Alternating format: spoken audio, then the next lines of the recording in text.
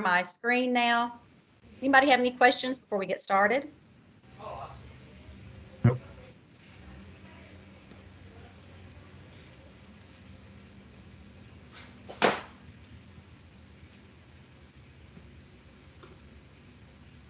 Okay, so since this is our first call, I wanted to, I'm going to introduce the session to you, and then I'm going to turn it over to Chairman Lopez for him to work through the slides and get your feedback and talk about just exactly why we're all here today. So before we get started, I do want to read the statement from Tennessee Department of Ed for you. We're really excited to work with you, and congratulations on being given this opportunity to share your feedback and your expertise. So let me share these bullets with you. Conversations on this topic are not intended to reflect on the current BEP funding formula. The current formula will remain in place until a new funding formula is recommended to and approved by the Tennessee General Assembly. The public is encouraged to submit comments in writing to ensure all communications are thoroughly documented and can be reviewed and considered in the future. Public comment is encouraged to focus on developing a new funding formula rather than revising the current funding formula. Consider what should be funded in a new funding formula and at what level. Subcommittees will be responsible for reviewing public comment and making recommendations for what should be included in a new funding formula.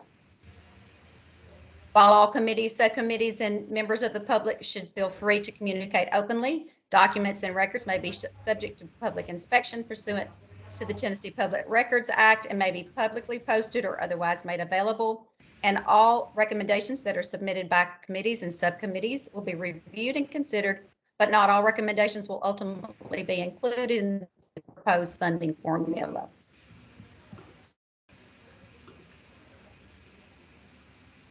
I've got some folks waiting to be admitted.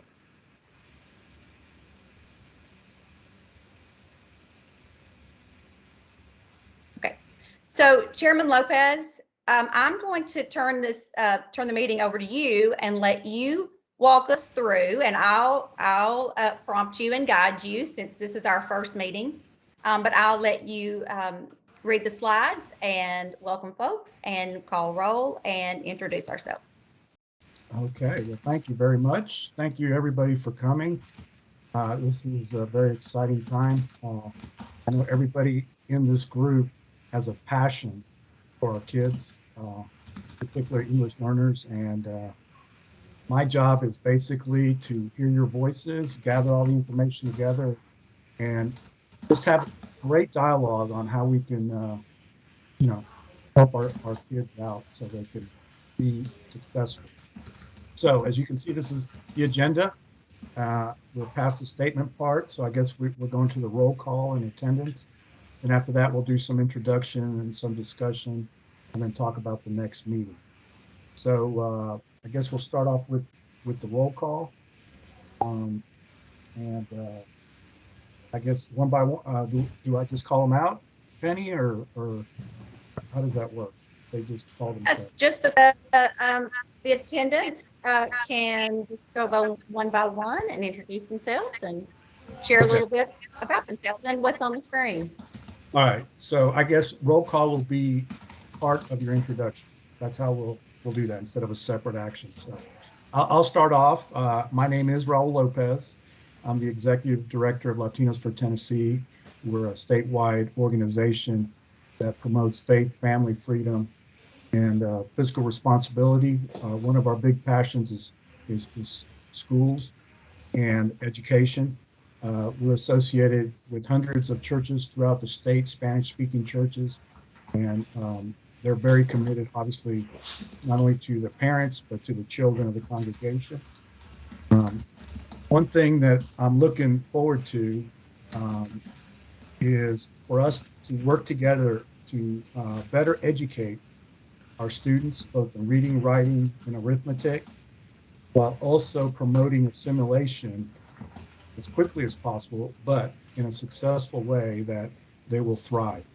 What I think I can contribute to this process is years of working with Spanish-speaking churches and parents and pastors and hearing their needs, as well as I came from Cuba not knowing a word of English. And so, as well as later down the road, adopted two girls from Bogota, Colombia, who didn't orphanage. They were teenagers and they didn't know a word of English, and they have gone on to be very successful. One's an entrepreneur, one went to Marines, and is thriving. So I know the challenges of not knowing the language, but I also know that might be, something to jump over, but not something that can't be overcome. So that's what I'm looking for. So I think I'll turn that over to maybe the next person. Tara, do you mind going next? Thank you. Good morning, everyone. My name is Tara Lentz, or Tata, either one. I'm one of the two interim co-executive directors at Conexión Américas. Our organization is based here in Nashville. We primarily work with Latinx families across Middle Tennessee and also do some work with students and families who are migrant farm workers in East Tennessee. I'm looking forward to working alongside my colleagues to make sure that the voices and the perspectives of English learner students, their parents, and students who have been previous English learners across the state are represented in this process so that we can rethink what equitable funding looks like to include them. And I hope to contribute to the process and the conversation. Conexión América's almost 20 years of work directly with students and families across the state. So we have led family engagement programs for Latinx parents. We lead college access and success work, after school programming, and a variety of other tutoring, summer camp, and enrichment supports for English learner students. And we're excited to be a part of these conversations to make sure that their perspectives are included. Thank you. Thank you, Tara. That's awesome. Laura, next.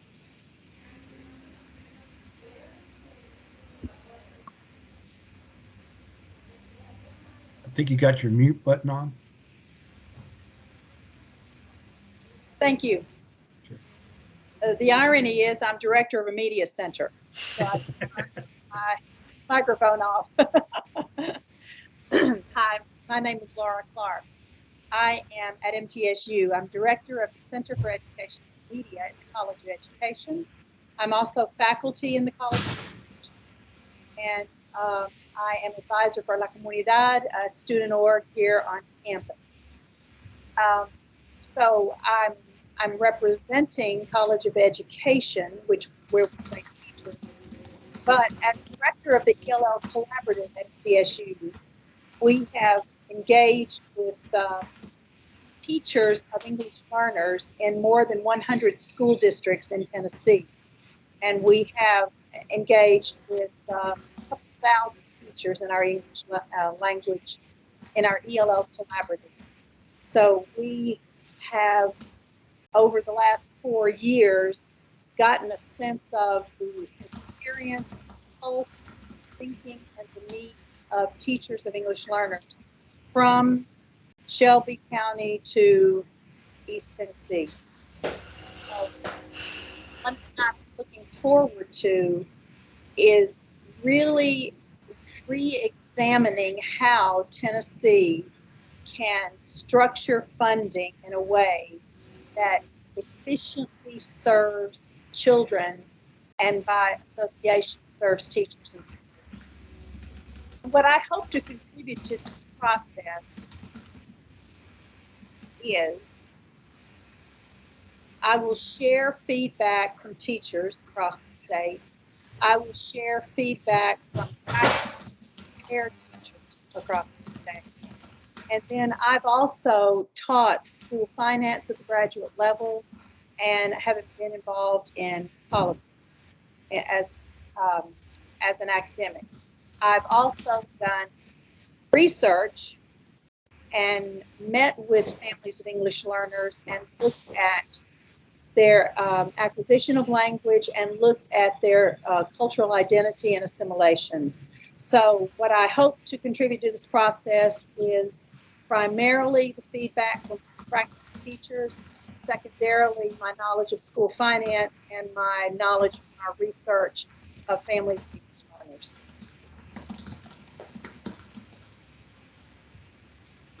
I really, really look forward to getting to meet each of you and for us to work together and talk together and bring something helpful to the table. So thanks for inviting me to be here. Well, thanks for agreeing. That's powerful. So I'm looking forward to get to know you too. Mauricio, can you be next? Absolutely. Buenas tardes, everyone. Mauricio Caldwell. I serve as the executive director of Latino Memphis. People ask me, where's Latino Memphis? Yeah, Memphis. So as an organization, we serve West Tennessee, mostly the Memphis, Shelby County area, in different areas as a social service organization, a legal service provider, also doing community engagement, and most importantly, partnering with nonprofit organizations and government agencies so they can better serve the Latinx community. What I'm looking for is, what I'm looking for and what I would like to contribute are, my ways we can explore and make recommendations so our children, particularly English language learners, can better be equipped and their education will be funded so they can succeed in not only in their own lives, but in the lives of all Tennesseans. I am the parent of 3 kids who attend public schools in Shelby County. So this is personal to me, but I also know that the Latinx community is the fastest growing community, not only in Shelby County, but probably across the state of Tennessee. So this is extremely important, not only because they are human beings, but because this is a very rapidly growing number of people that we need to ensure, not only Latinx, but all new and aspiring Americans, that that we're investing in the present and the future. And by doing that, we're investing in the present and the future of the state of Tennessee. So excited to be a voice, to be an ear for 2 years, to be a link between the community and this conversation. Thank you.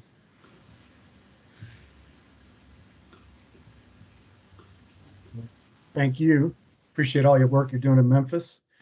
I like to go there a couple times a year, easily. So anyway, appreciate that.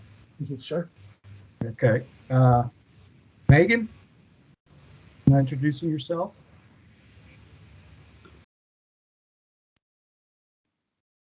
Good afternoon. Sorry, my keyboard's a little slow to respond. I'm Megan Bareilly Fogerty. I'm Director of Youth and Family Engagement with Centro Hispano in East Tennessee. We serve the Latino and immigrant communities of Knox County and the surrounding regions. I'll let Claudia, because I actually get a partner on this call, introduce a little bit more what Centro Hispano does in general, but I'm in charge of our after-school programs, parent engagement, summer camps. Much of what Tara talked about that Conexión does, we're also doing in Knox County in our region. I've also had the pleasure to be a part of the EdTrust School Finance Institute cohort. So we've been studying the BEP and ways to reform the BEP for the last 10 months. So I'm super excited to be on the ground putting some of that into play. And Claudia and I helped co-found the Latino Student Success Coalition in our area that brought together English language learners, teachers, EL teachers, community members, post-secondary institutions to really discuss how to work forward together to give opportunities to our English learners. So super excited to be looking at this at a state level. And just looking forward to hearing from all of you, sort of surveying and reaching out to the networks we have in East Tennessee to make sure we're being representative of all the voices, especially the teachers who are really putting this into play, as well as families and students. Claudia, do you want to go next since you're right after me? You good with that, Raul? Yeah, yes, I'm sorry, yes. All right, buenas tardes. My name is Claudia Caballero. I'm Honduran American. I live in Knoxville and I'm the CEO of Centro Hispano. Our bigger vision is to see the Latino community thrive culturally, educationally, economically. And for us, it's really, really important to ensure that our community can embrace their own identity as Latinos and learn to live with one foot in our own cultures and our other culture, which is also the United States. So we do a lot of work with our young people in terms of how that is an asset to our communities rather than a disadvantage. I'm looking forward to understand. There are so many young people with dreams in this community, and education is one of our bigger dreams. The reason people immigrate to the United States is upward mobility and education for our children.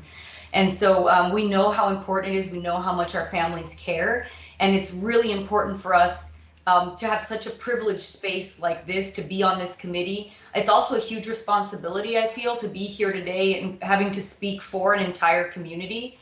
So just really being aware of that personally, and trying to, you know, be aware that my view, Megan's view, and each one of us on this call today is one part of the community and definitely not the whole. So I want to keep that personally as awareness. One of the things I'm looking forward to taking away is really seeing what our state is going to do to support this growing, as Mauricio mentioned earlier, this extremely fast growing population. How are we ensuring our community can have the educational opportunities they need? How do we ensure that they have the investment that our state can put into them so that they also can become thriving, contributing members of Tennessee?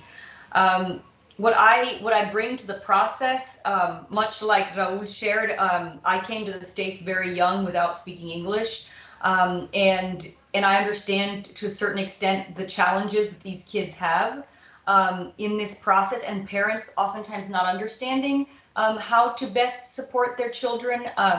So I hope to bring part of my own personal experience, but also the work I do with my mentees in the community and the hundreds of families that come to our doors on a yearly basis, wanting to know how they can do better for their children. So that's what I hope to contribute today. I think I answered all the questions. And yeah, I'm just very grateful for the opportunity and the privilege of being in this space. And I hope to be true to my community's needs. Thank you. Thank you. I've been going to Knoxville a couple times a week now because I've expanded my work over there and I'm falling in love with your city. So I'm enjoying it. It's a growing city, and it's anyway, I really enjoy it. And as a side note, I got some people from Honduras in my family, so I hold a special place there for that too. So I'm glad you're part of the group.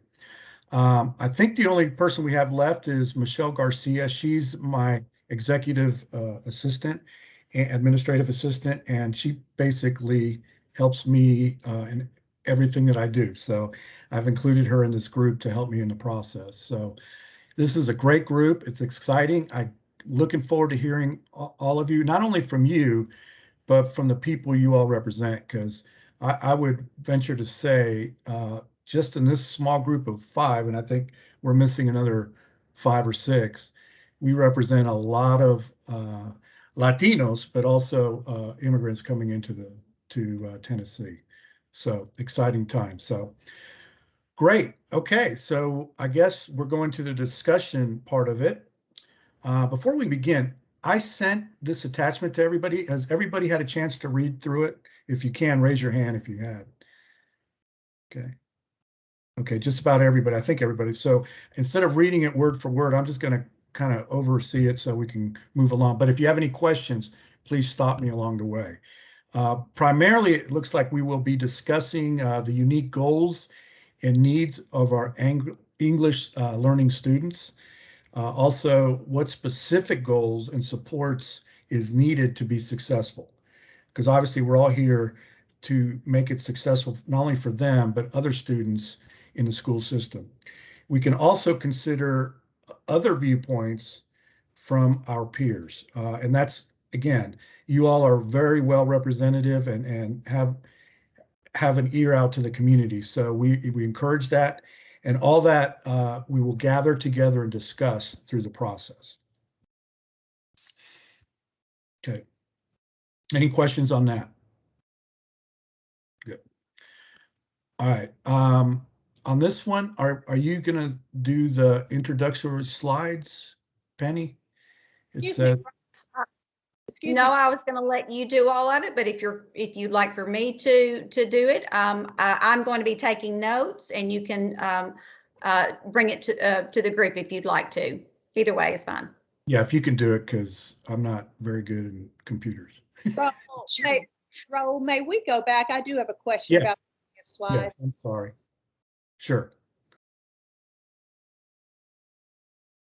This one? Yes. Yeah. And so the last bullet point there, where it references experiences and expertise of practitioners who work with students every day, such as the teacher advisory, student engagement, district leadership. I'm interested to know how, what particularly are we interested in knowing from these groups? Because these are some groups that I have some direct contact with. Penny, can you help us in that process? What I think the main thing is obviously on how the students, what they need, what they represent, what the teachers need, and all that, and just get their opinions on that. Okay. Penny, you got anything to add on that? Yes, no, that's it. And I will share this with you too. There are times that some of your organizations or members of your organization may share some feedback with you. Anytime you receive that, if you want to just share that with me, I will forward that on to tnedu.funding. So there's folks are starting to, I'm facilitating 4 groups. And so as members of these subcommittees receive feedback, they will forward it to me and I will forward it on. So just wanted to share that with you. And no, that's what you're going to do. You're just going to, according to your expertise, you're going to share what your peers and members of your community would like for you to share. Penny, can I ask, thank you for that, Lauda. I have 2 questions regarding this, actually, now that we're asking a few questions. One of them is the information we get from this subcommittee. What exactly is it? What do we need it for? And the second part of my question is, I heard Raoul say that there were about 5 or 6 other people missing. How is this group, how are we put together?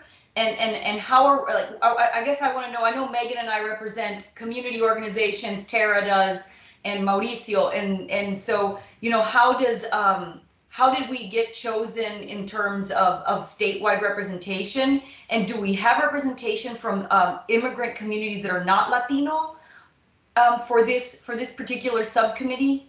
Thank you, Claudia, for that question. That's a very good question. I don't know exactly how it was chosen. I know who chose you. I know it came from the governor's office and our commissioner of education, Penny Schwinn. Those 2 offices collaborated and came up with the list of members on each subcommittee. But I don't know exactly how you were chosen. Okay, and in terms of what we are advising on or what we're giving information on after we meet, you know, the amount of times we're meeting, what will this result in? All of everything that you discuss on your calls over the next couple of months, I record that information. I put it in a template. I send that to the tnedu.funding space, and they take all of the feedback, compile it, and will share this with the governor's office and with Commissioner Swinn's office as the legislators begin to look at the BEP funding. And that's how it's just going to be. And that's why I said earlier to Laura, you're just going to share your expertise and what you represent, the communities that you represent. You'll just share that feedback the best you can. Thank you very much for the clarification. Can I ask something too? So you mentioned that I know there's a way for families or educators to submit information directly and feedback and be part of some of the public forums that are going on. If we have people contact us with information, do you want us to share that all with you, or is it okay for us to bring it to the meeting and then it will still be recorded from the meeting? is there a certain weight given either way in terms of making sure people's voices are heard? There is also a parent subcommittee, and I'm sure there are many communities represented in the parent subcommittee as well. Every meeting you have is going to be around a specific topic. So I'm not exactly sure how. I don't know that we'd be able to bring all of the feedback. There may be some trends that you will look at in the feedback that you receive from your communities and the folks that you represent.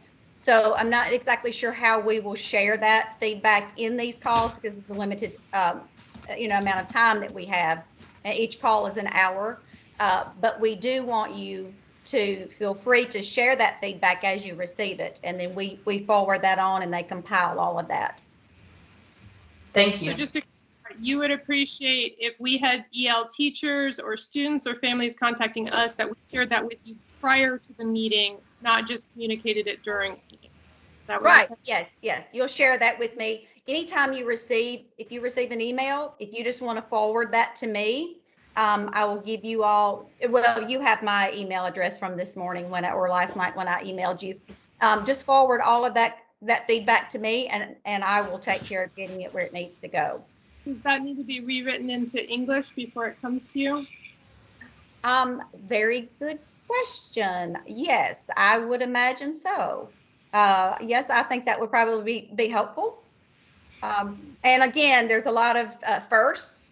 Your questions are first. You all are the very first one for me to facilitate, and so we've got lots of questions. But I would think that would be very helpful.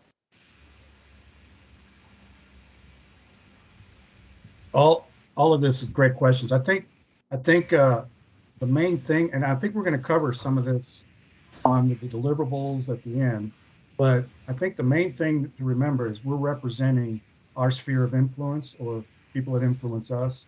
And a lot of you have rolled up your sleeves and worked hard in the community and know the heartbeat of it. And we're just here to represent them, get the information out to the commissioner and the governor, and as well as through town hall meetings. We're going to be getting their feedback from those too. Encourage people in your community to go, whether it's in Knoxville, Memphis, or wherever. We just had one here in Nashville, which I attended, to the town hall meetings, because all that information will be gathered too and then given to us to do some recommendations. So it would help the governor and the commissioner prepare a proposal for the legislature to then come up with how it's going to be funded and how it's going to be done. Okay. Any other questions from that? Great. I think we had a new Harold Love. Are you? Yes, sir. Good afternoon. Yeah, if you don't mind, can you do a quick introduction of who you are and why you're here and what you expect to contribute? All right. Harold Love Jr., State Representative, House District 58, which is in Nashville, Tennessee. I've been on the Education Committee since my election, and also the pastor of Lee Chapel African Methodist Episcopal Church in Nashville, Tennessee, and glad to be on the committee.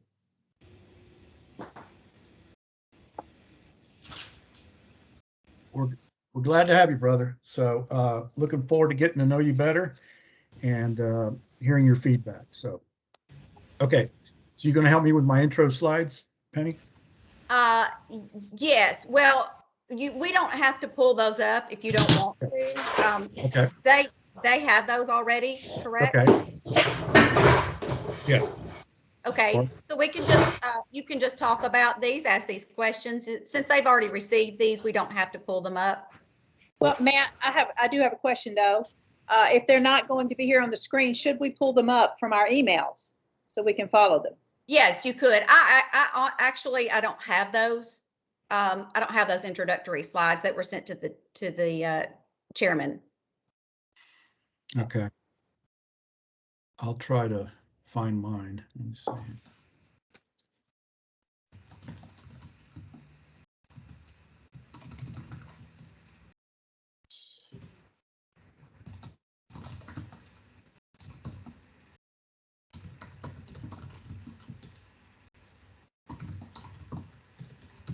I can't seem to find mine. Michelle, can you email me in, please?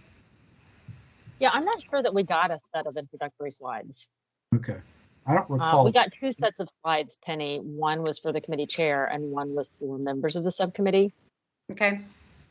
Oh, Yeah, There that's wasn't another set that was labeled introduction slides. screen. I don't know if it would, if I could help in any way, but I do have them on the screen right now. All right, let me give you, I will stop sharing and I will give you control to share. Laura to the rescue. There you go. I'm a teacher and a mom, okay? Yeah, So that's what we do, right? that's right. Now let's see if my tech skills can come through here. Let me share this screen.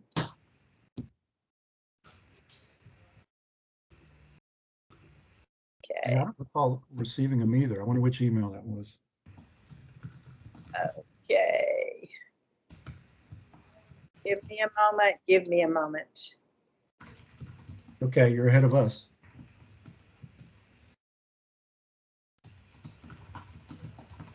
Okay.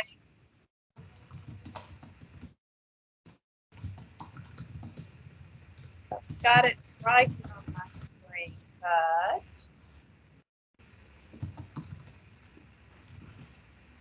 but wait a minute. Share content. Let's see here.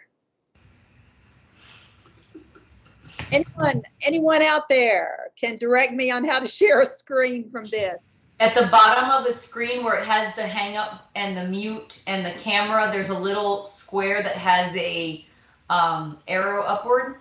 Got it? Yep, that's right at the top of my screen. So, share content. Control Shift E. Control Shift. Okay. It's buffering, so let's see what happens here. Which email was that, Laura? Did you get? It's what I got from you, and I have. it was 7:59 a.m. Okay. today. I think that's what we're already reviewing, though. Yeah, I don't think there's any introduction slides that I'm aware of. Okay. I'm a little confused on this bullet point. Okay. So maybe I don't need to share this screen then. Yeah, I don't.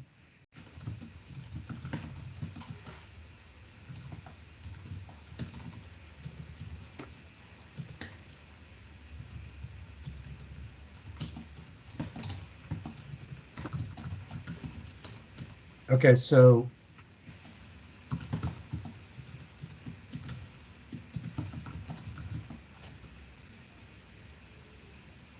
I'm asking TN where the introductory slides are.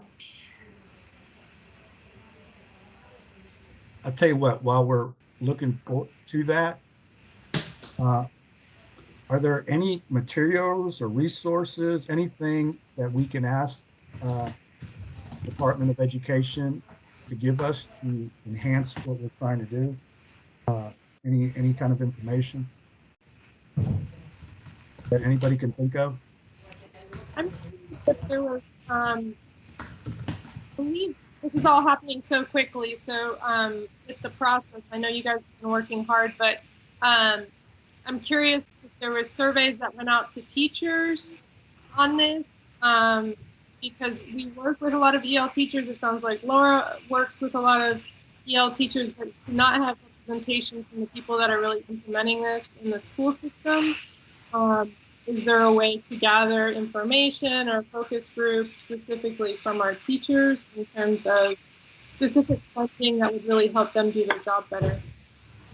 Yes. So that survey that you're talking about, was that done by the Department of Education or another I organization? believe that with the public forums, there also was a survey in the works, but that's where I'm not sure because, you know, there's been such a flurry of emails around this. Yeah, I believe anything in the public forum that deals with our committee, we will get access to. Is that correct, Penny? You're muted right now. Yes, everything will be shared. Okay. So besides the public forums, if there is a survey out there, Penny, where the teachers have done, if we can get access to that. Yes. Okay. Any other? Any recommendations that you all make, any requests that you have, that's what I'm going to do. I'm going to share that back over and get that information back to you. So that's part of my facilitator role, is to get that information that you need. Okay. I have a request.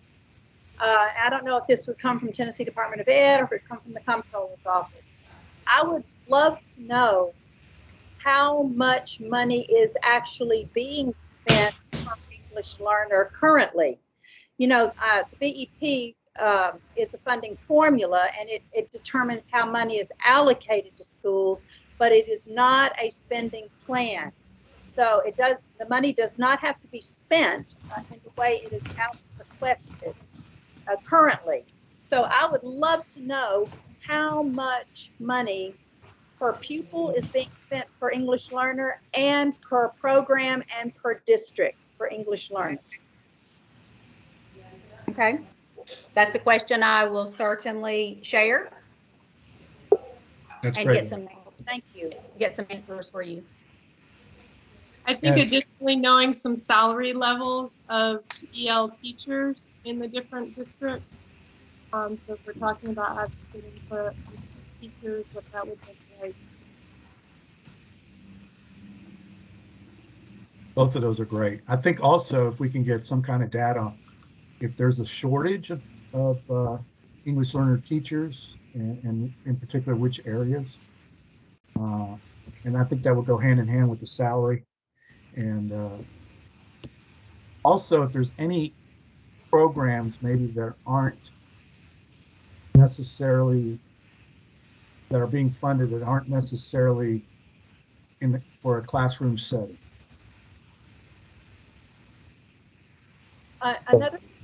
Another consideration, all these are great ideas.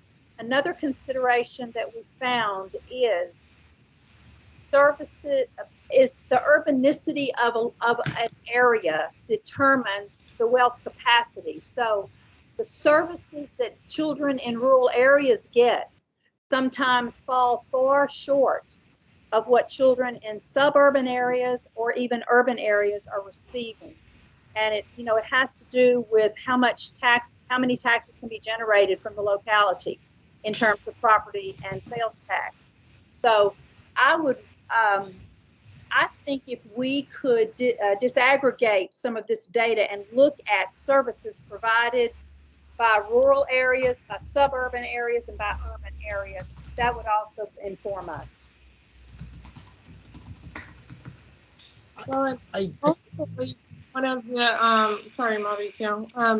Ultimately, I think one of the concerns, I think it's great we're having a subcommittee looking at ELs, but I think you have a great point, Laura, of looking at the intersectionality that we have students that are rural, they're low economic status, and they're EL.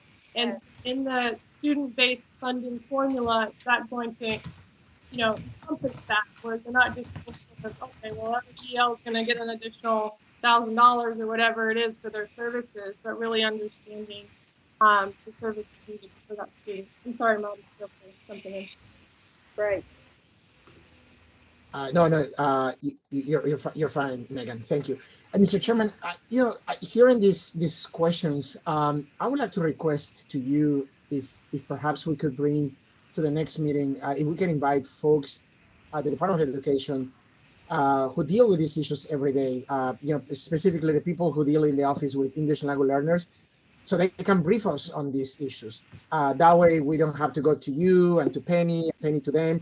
I mean, if it's appropriate and if it's efficient, I think members of this committee, I'm speaking for myself, we could even agree to submit some questions ahead of time, just so they don't get, so we don't get the same answer like, oh, let us think about this or let us research it. This is the point of that is not to throw anybody under the bus, but I think for us to have a better understanding kind of where we are, because if we know where we are and where we would like to go, I think we can draw a better map than if we're just kind of shooting here in the dark. With all the respect, I would love for the opportunity to, to get the folks from ELL or ESL just to join us at the next meeting. And again, we have some time before the next meeting.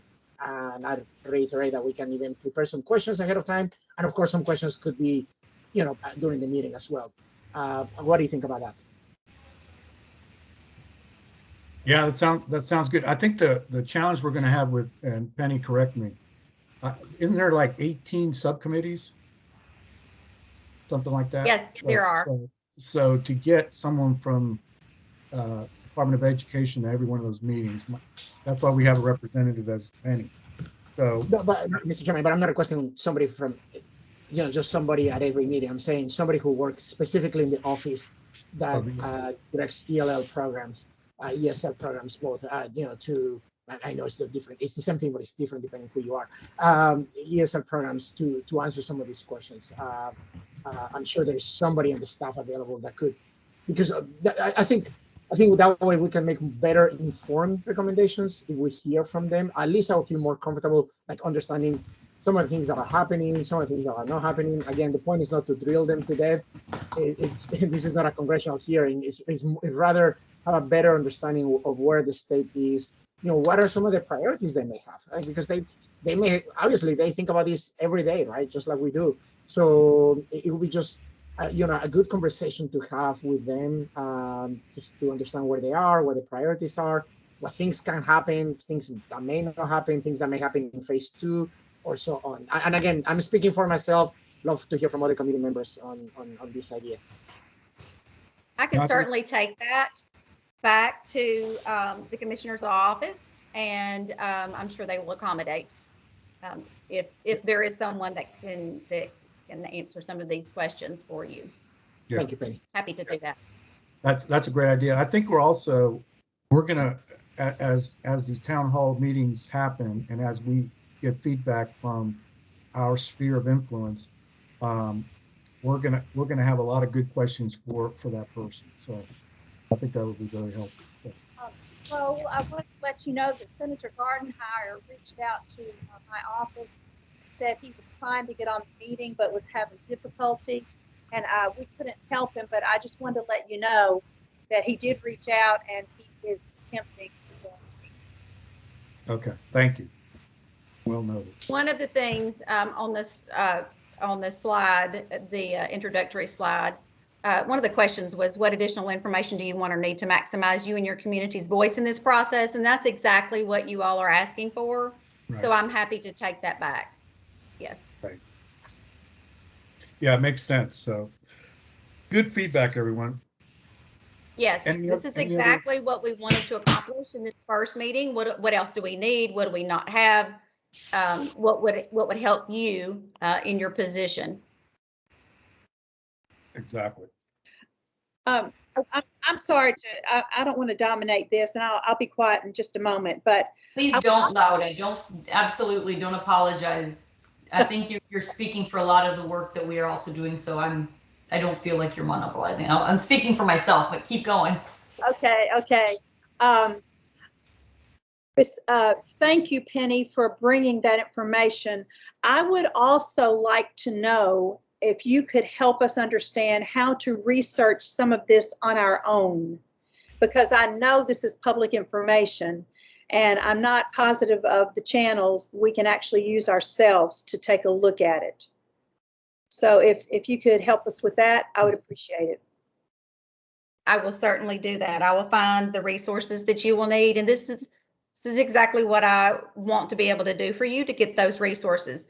Another one of the questions is, what resources do you need? There are a lot of websites, links, surveys that you need access to. And so I will certainly share that with you as well. Thank you. Yeah, I think any information is good. So as you come up with them, obviously there'll be some, in particular, this is our first meeting, so we're all just really getting to know each other. So as you come up with other things that we need, definitely don't apologize for it, and definitely don't be shy to ask. So that's what we're here for. We're here to represent the people that are involved in the situation. So All right, so I guess the next thing, Mr. anything Chairman, else? sorry, Mr. Chairman, well, sorry, one last question, and this may be a follow-up of what Laura asked. Just to be clear, as parents and other stakeholders may have, so it's a two-part question, may have suggestions and recommendations. Penny, are we directing people to a specific survey or website? And I'm sorry if you guys already answered that, I didn't catch it.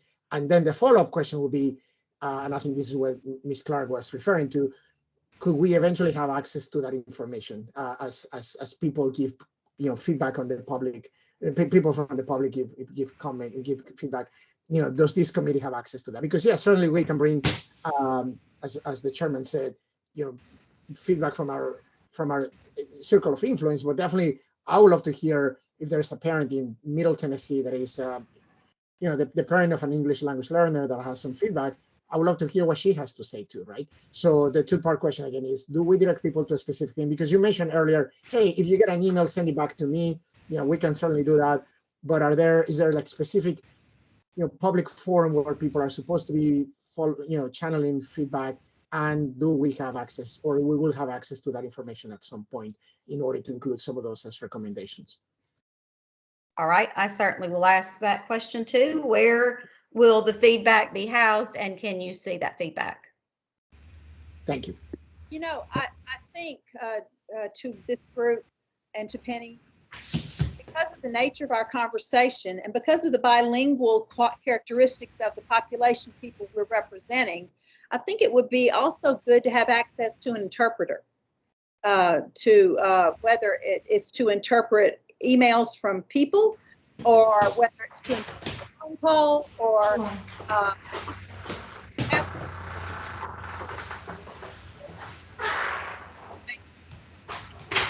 include Arabic as one of the languages, because that's the second most spoken in our schools. I'm just putting it out there because we already did have a question about, well, do we need to interpret the email? So, we're talking with people who are learning English and making good progress, but often parents of those children who are learning English haven't learned English yet, and they're still in the process of learning. So for us as to interpretation, I think would be good. Okay, so let me clarify. You are asking for an interpreter for the feedback. Exactly what would the interpreter be for? To help interpret any communication we might receive, be a voicemail, a voice message, or an email. I don't know that we have any people joining this meeting. I don't think we are, who are not fluent in English, but we may have some communication and some feedback, particularly comments that may be put on a survey, or we may have written or spoken information from public feedback that an interpreter could help us understand. I know this because some of my research was on the writing of teams, and I had to interpret the research to understand it. All right, I understand. Thanks for that clarification. Okay. I suggest that we already have a very successful and well-organized state agency, the Language Institute, formerly the Tennessee Foreign Language Institute, that I'm sure would be able to provide some personnel to our committee, and it's already funded through state allocation, so that would reduce the costs and issues we might have with that. I got a question on you guys, on y'all's question. So the way it looks like on the next slide, you see at the next meeting, members will receive their first batch of content for review, typically 1 week in advance. Members should review that content in addition to feedback they've individually collected, which is what we're doing. If possible, please also submit collected materials for the full group to consider. So the way I think the process works is through the town halls, through whatever we gather, we send it to them, and then they disperse it to the whole committee. Is that correct, Penny? Yes, that sounds correct. You will have access to all of the feedback though. So I'm assuming if we're sending the Department of Education things in a different language, they will translate it and send it to us in English. Now that's, that's what I would assume, but I want to definitely make sure. Okay. And you all bring up very valid points about interpreters. So I thank you for this. Yeah, and I think the interpreters, unless this committee is going to have town hall meetings, this interpreters doesn't necessarily need to be in our meeting. They just need to have the material interpreted and translated by the time we meet. Yes. Okay, so that's really what we're asking. So also, I would encourage anybody on this committee, again, in your sphere of influence, either by mass email.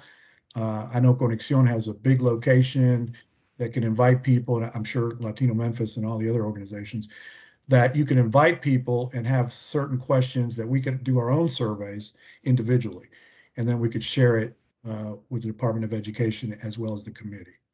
So that might be something to do. So, and share it with us, because there might be some good questions I don't come up with to ask my group. So that's something we could work out together. Is that okay, Penny? Yes, that would be fine. Fine. All right. So I guess the next portion is how do we kind of sort all this out? And that's what the deliverables are. In reviewing the materials, members will need to categorize the feedback, resource ideas into 1 or 4 groups, and be prepared to discuss the recommendations. So I guess each one of us, through the recommendations we have read, we'll put them in different categories. Something that we must do, or what we'll recommend to the Department of Education that we must have, something we should have, something nice to have, and I'm not sure what other is, but whatever the other component is, so we can prioritize them. If we had a wish list, these things we must have. Okay, whether that be, I don't know, more EL teachers, or better pay, I don't know, whatever we come up with, certain things we must have, certain things we should have, and certain things nice to have. So that way we have an organized way of doing that. Any questions on that? Might there be a Google Doc we could start, or some shared document that we could that might help with that? I'm not sure, but maybe. Yeah, Michelle, can you help me with that? Yeah, I can definitely help. Although Penny, I guess what resources are available to the subcommittee as far as organizing things like that? Is there a platform? I know there were some toolkit items that were already shared with Google Drive. Is there already something in place that where the governor's office wants us to store all of that information, or can we just create our own? You can create your own. There will be specific ways they will want you to share some of that information. I'm sure that's going to be coming between now and your next meeting. But if you want to create your own, that would be fine. I know there are certain templates that I have to use to send these questions. All of your feedback, I have to send it in a template, a specific template that was created. So for now, Michelle, I may need you to help me a little bit later on. We may have to connect. But if you want to create your own for now, that's fine. Great. Thanks, Penny. Yeah, as long as we're not double working, that's the main thing. So, or misinformation, because we got 2 different platforms. So great. All right. Any questions on the deliverables? Okay. Not yet. I know. It'll be, I'm sure we're going to have a lot of questions throughout the process, but I guess over the next 2 weeks, how does the subcommittee want to solicit or collect feedback to answer these questions? I think I had mentioned one, maybe having a survey, maybe having your own town hall meetings in your own locations. I think everybody representative here has ways of reaching out to the community. I know, because I get a lot of your emails. So I'm sure we can come up with something. I would, again, suggest a survey to people, and also maybe have questions. Does anybody else have any ideas on how we can get feedback from the community?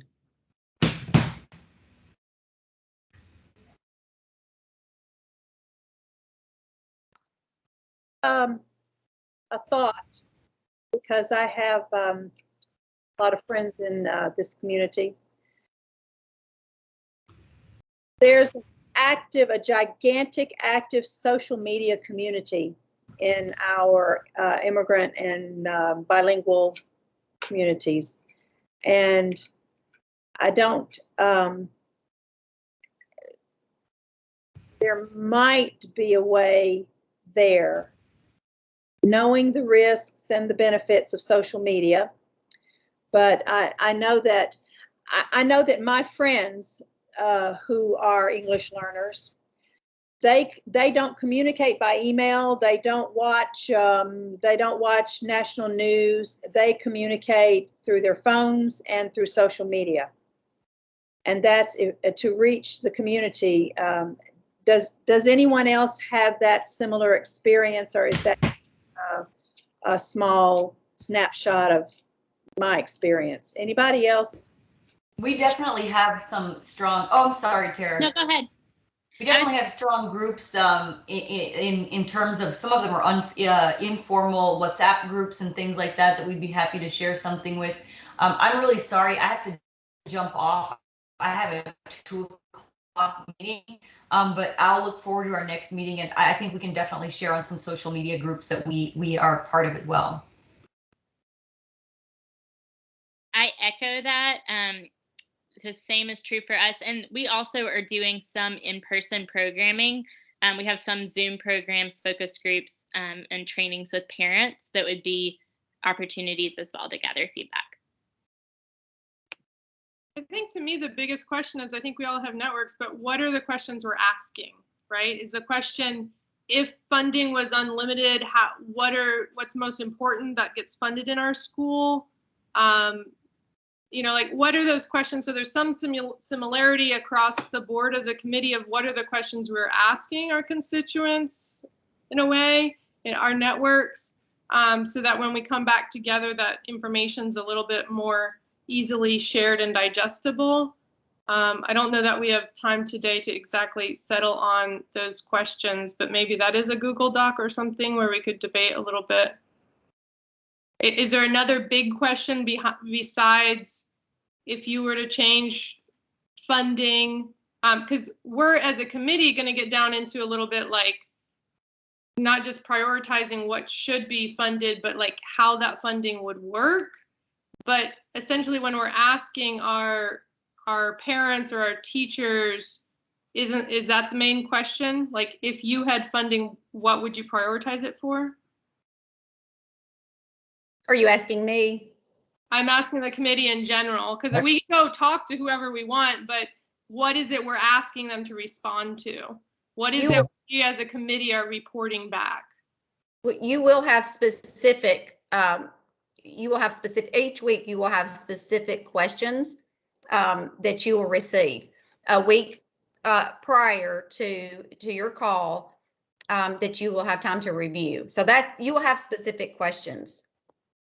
Okay, and then also, meanwhile, that Google thing that we talked about, again, I'm not a computer guy, but maybe people just put some suggestions and questions, you know, and you pick and choose from your own group what those questions are. But I think, you know, if we just ask people, okay, the way it is right now in your community, what are some things that are working, some things that aren't working, some things we must have, some things we should have, or something it'd be nice to have? I mean, I know it's broad, but that would hit the point. I mean, basically is what's working, what's not working. And if we had a magic wand, what must we have? And then the next level down the line. And then we could just debate it and I don't know if debate's the right word, but we could discuss it and then come up with some suggestions for the commissioner and the governor. Does that work? Great. My concern is that because I've been on a panel before where someone asked, if you had a magic wand and you could fund education, what would you do? And the answers were a whole range of things. As a legislator, I knew those things couldn't be done. And so I want to, with a bit of caution, maybe discuss what really can be done in light of the fact that we are 46 in the nation in spending on public education. How do we then honestly approach parents and teachers to say, if you had a magic wand, where would you want this money to go? That to me sets us up for some bit of failure, because those parents and teachers will then think, well, I got input into this committee, but then when the funding form is put together, it wasn't reflected. I think there may be an opportunity to really dig a little bit deeper before we ask these questions of parents and teachers. Well, that's a great point, because we're in two different tensions. One is we want to hear from our community, and then on the other questions, there's only so much we can do, and that's what this committee will hear from them, what they want, and then we'll lean on legislators like you that would say, hey guys, this is not reasonable. I mean, there's just nothing we can do. But I don't know how else to ask people what they want. It's basically, again, you're involved in the situation, what works, what doesn't work. And, but I agree with you. Obviously, we're limited. I mean, there's only X amount of funds. And some things, some people say we must have, but has nothing to do with education. So we just got to weigh those options out. But that's a good point. Let me add something to the discussion here. You may or may not be aware that English learners in our schools, they have 2 times that they are tested during the school year. One is they do TCAP, like all of our kids do, but the other is they do the WIDA access test before TCAP. And so another thing to keep in mind is that English learners are a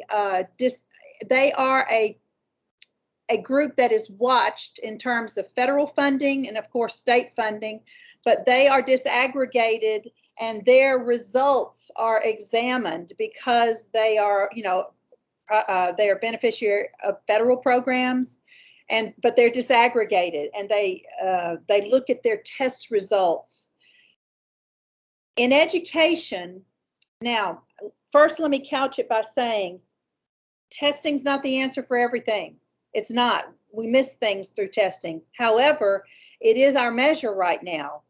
And for us to keep in mind when we talk about funding, to do it in a strategic way to support teachers and children and their parents during these testing times, a question might be, how can we help you during this time?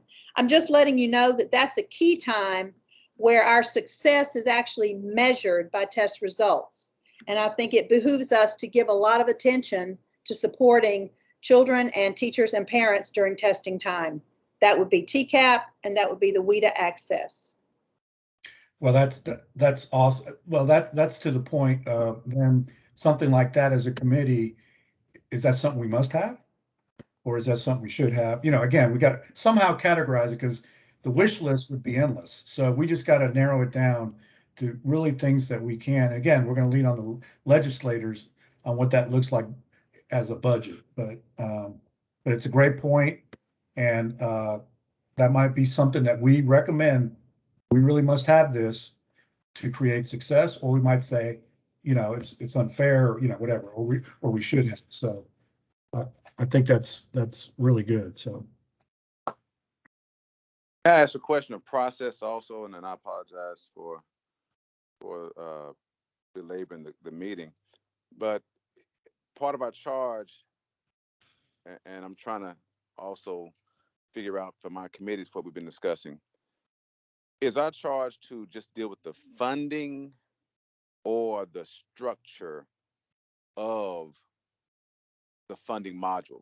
Because I think that's important to discuss also, because when you talk about instructional category and then you deal with the classroom categories and all those components that go in there, when we talk to parents, most parents don't know what is in the current model, what makes up those components. So when we ask questions about, what's working, they may not know what's in there, and the ability to move things and dollars from one component to the other within that category. So I'm wondering, and maybe it's a question for the Department of Ed. I mean, it may be a question for me and my committee and my colleagues and in the legislature. Are we tasked with changing the funding or the entire model of it together? I believe, and Penny, correct me if I'm wrong, other committees will be dealing with the funding component and how that's broken up. We are tasked with more, what are the needs? And we represent that, and they marry it together. That's the way I understand it. You're exactly right. Yes, there's a financial subcommittee. You're representing the needs of this English learners community. So when we figure out, again, what we must have, what we should have, we don't necessarily need to have, we put that, and I think they marry that together based on their budget, what we can do. Now, I also, at the introduction, the BEPP thing is not being changed. That's what the legislature does. So we're just, our goal is to bring out the needs to the education department. All right. Thank you. Any other things? Well, it's been a pleasure to meet you all. I miss the days when we could all see each other, but we're from all different parts of the state. So looking forward to getting you all better. And I'm already excited. There's a lot of good conversation, and I could sense the heart for our community. And I appreciate that so much. I really do, because it's such a wonderful, not only our community, but our state. So I love it. So our next meeting will be November 23rd, 12 noon Central Time, which is 1 p.m. there in Knoxville in the Chattanooga area. And we're going to discuss feedback and, again, categorize them in, in priorities. Meanwhile, my phone number is 615-977-1510 if you need me. And Penny, it might be good to get everybody's contact, except not just their emails, if everybody's okay with that, because there might be off-site discussions, and phone numbers would be helpful. I believe I received a file yesterday with that information in there, and I will share that with the group. I'm happy to do that. That'd be great. So, anything else from anybody? Looking forward to this.